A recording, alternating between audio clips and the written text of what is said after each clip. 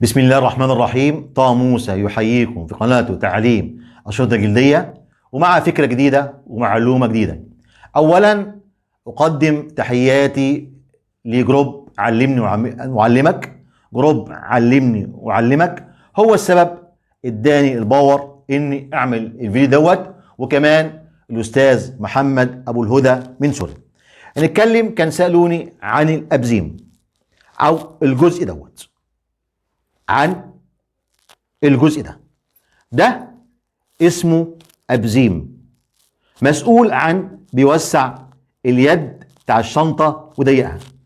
الأبزيم ليه أشكال كتير، هو عرضه 2 سنتي ونص. إزاي بنعرف مقاس الجزء اللي معايا؟ بقيس من جوه كده الحلق 2 سنتي. الأبزيم هو قريب من شغل التوكة الجراية. التوكة الجراية برضك هي بتوسع وتضيق الحزام بتاع الشنطة، دي بتاع شنطة المدارس والهاند باج. الحريمي الأبزيم التوكة الجراية في من أشكال كتير، هي 2 سنتي ونص وفي 3 سنتي ونص. الأبزيم خلاص عرفت مقاسه من جوه كده 2 سنتي، يبقى أنا محتاج عرض اليد 4 سنتي. أنا فصلت يد 4 سنتي والدهن الكلة وأتنيها بالشاكوش. معانا شاكوش جزمجي. هنا التن اسمه الراس في الراس، التن الراس في الراس. بحاول كده بعد الكلة البيضة وتني الأبزيم أو اليد الراس في الراس. هنا اليد محتاج جزئين، جزء كبير وجزء صغير. احنا كده بنحاول بنعمل يد شنطة حريمي وهنركب فيها الأبزيم. أنا على بالي كده بحاول أتني الحرفين جوه بعض بحيث الحرفين ما يبانوش، وما احاولش اسبغ الحرف ده، او ممكن لو سبغت الحرف مفيش مشكله. لو كواري طبعا افصل سير 2 سنتي، مش تني بالشكل ده، ولكن ده حور، ده حور لازم التني. هنا الحرف دخلت بزاويه شويه عشان ده الحرف اللي يكون المقابل الناحيه الثانيه بتاع الابزيم.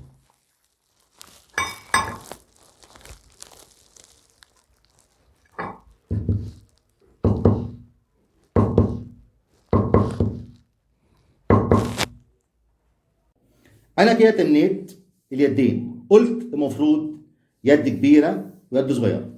اللي يركب فيها الابزيم المفروض اليد صغيره. ادي حرف اليد، المفروض الابزيم يكون بالشكل ده. يعني محتاج خرم هنا في النص. طيب اخرم بايه؟ اخرم بزنبة دق او ساقية. لو زنبة دق بالشكل دوت، او الزنبة الساقية بالشكل دوت، يبقى خرم بالزنبة الساقية او الزنبة ده. الزنبة ده محتاج قرمة بلاستيك، يبقى انا هنا كده واحاول في النص وخرم خرم بالشاكوش.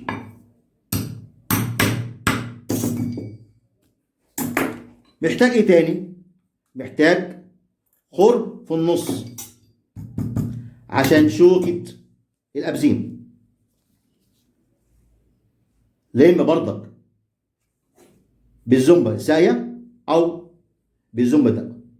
آدي في النص كده وأعمل خرم، يبقى ده مكان الشوكة في الأبزيم بالشكل دوت. كده ركبت الازيم، محتاج بعد كده الكبسول.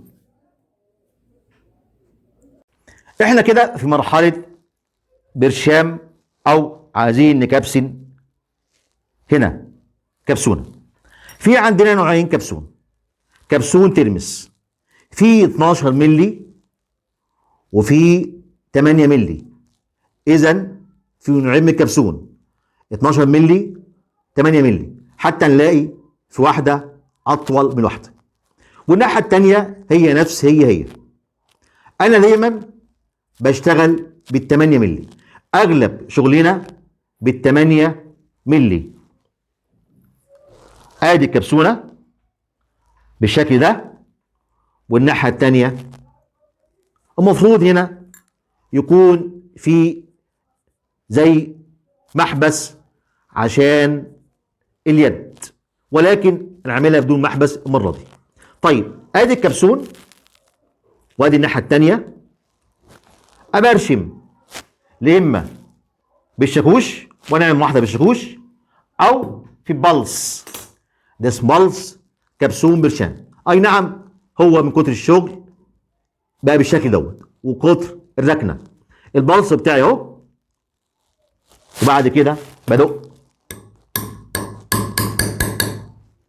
عديني منظر الجمالي بتاع الكبسون، المنظر الجمالي بتاع الكبسون. طيب احنا عايزين نجرب ندق كبسونه بيدوق بالشاكوش. المره دي هنخرم بالزومبا الساقيه. الزومبا الساقيه ليها طريقه، لازم يكون حرف على الرخامه والناحيه الثانيه بالشكل دوت.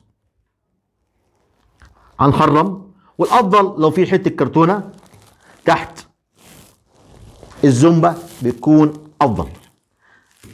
كده خرمت، مش وضع الخرم، والافضل ان يكون كرتون، قطعه كرتون تحت. طيب ادي الكبسونه بتاعتي الناحيه الثانيه، ونحاول بالشاكوش. هي عايزه مهاره شويه، بالشاكوش فقط عايزه مهاره. الشاكوش بتاعنا شاكوش جزمجي، عايزه مهاره.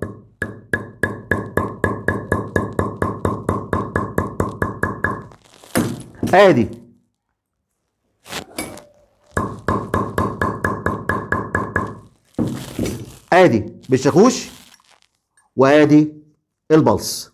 طبعا البلس اجمل، في يبقى المسمى ده بلس، دي زومبا دق.